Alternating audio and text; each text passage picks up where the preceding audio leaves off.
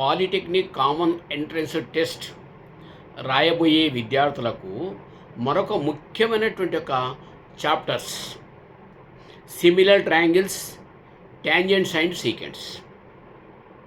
దాన్ని మనం తెలుగులో సరూప త్రిభుజాలు, తర్వాత అక్కడ స్పర్శరేఖలు మరియు ఛేదన రేఖలు, ఈ రెండు చాప్టర్లలో నుంచి మనకు అడిగే ప్రాబ్లమ్స్ అన్నీ కూడా దాంట్లో ఉన్న థీరమ్స్, సిద్ధాంతాల ఆధారంగానే ఉంటాయి. కాబట్టి ఫస్ట్ మనము ఫండమెంటల్ నేర్చుకోవడం అవసరం.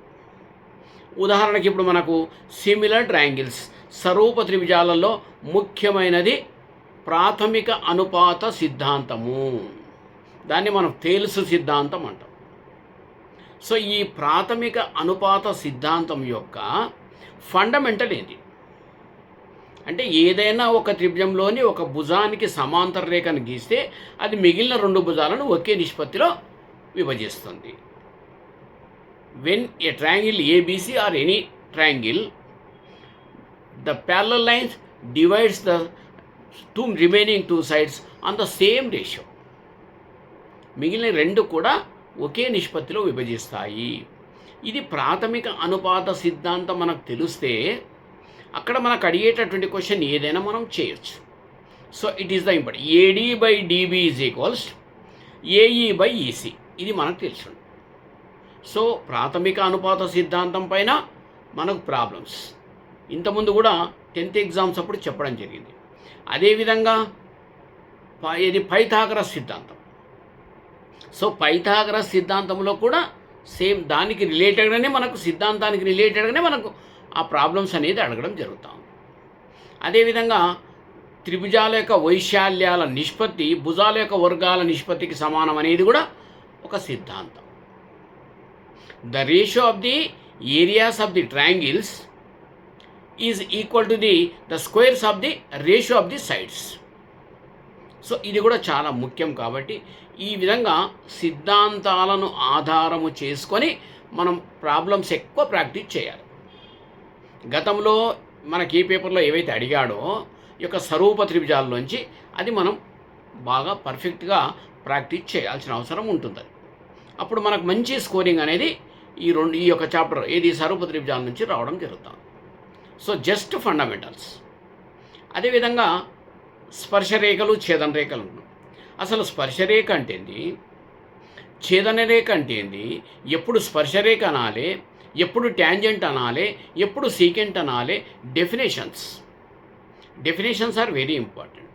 సో కాబట్టి ఆ ఫండమెంటల్స్ మనం నేర్చుకుంటే, ఇంకోటి ఏమంటాడు మనకు ఒకసారి, ఒకవేళ మనకు ట్యాంజెంట్ అంటే స్పర్శరేఖలు మనం గీసినాం, ఒకవేళ స్పర్శరేఖలు అనే దానికి మనకు ఒక ఎగ్జాంపుల్, ఒక ప్రాబ్లం వచ్చింది దాని మీద. అయితే స్పర్శరేఖల్లో ఎప్పుడు దాన్ని ఆ ఛేదన బిందువు అంటాం, దాన్ని పాయింట్ ఆఫ్ కాంటాక్ట్ అంటాం కదా, ఆ పాయింట్ ఆఫ్ స్పర్శ బిందువు. సో ఎప్పుడు స్పర్శ బిందువు అంటాం. స్పర్శ బిందువు వద్ద చేసే కోణం ఎంత, తర్వాత దాంట్లో ఏదైనా ఇచ్చినటువంటి ఒక ఈ మనకు స్పర్శ ఏదైతే మనము దీన్ని గీస్తూ ఉన్నామో స్పర్శరేఖలు అంటే ట్యాంజెంట్ ఎప్పుడైతే మనం గీస్తూ ఉన్నామో దాంట్లో మనకు ఒక లంబకోణ త్రిభుజం ఏర్పడుతుంది అనేది గమనించాలి.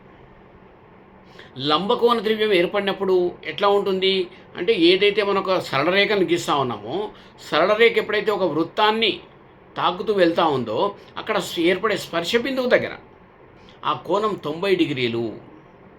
అదేవిధంగా ఈ యొక్క కేంద్రం నుంచి ఆ స్పర్శరేఖకు ఉన్నటువంటి ఒక పొడవు, అదేవిధంగా మనకు ఈ యొక్క కేంద్రం నుంచి బయట దూరం వైపు ఉన్నటువంటి ఆ వృత్తానికి బయట ఉన్నటువంటి ఒక ఆ మధ్యన ఉన్నటువంటి దూరం ఎంత, ఈ విధంగా అన్నీ కలిపితే మనకు ఏర్పడుతుంది, ఒక లంబకోణ త్రిభుజం ఏర్పడుతుంది. దాన్ని ఎగ్జాంపుల్ APO అనుకోవచ్చు.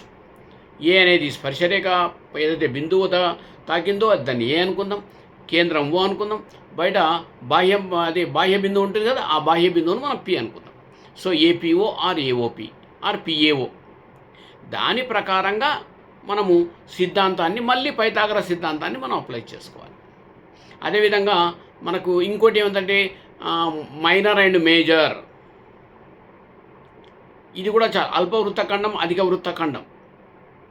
సో ఇది కూడా చాలా అవసరం. కాబట్టి ఇంకోటి sector, the area of the sector యొక్క వైశాల్యం, ఇవి మెయిన్ ఈ ఫండమెంటల్స్ మనం నేర్చుకున్నట్లయితే ఈ యొక్క స్వరూప త్రిభుజాలు కానీ తర్వాత స్పర్శరేఖలు మన ఛేదన రేఖల్లో కూడా మంచి స్కోరింగ్ ఉంటుంది కాబట్టి దానిపైన ఎక్కువ ప్రాక్టీస్ చేయాలి.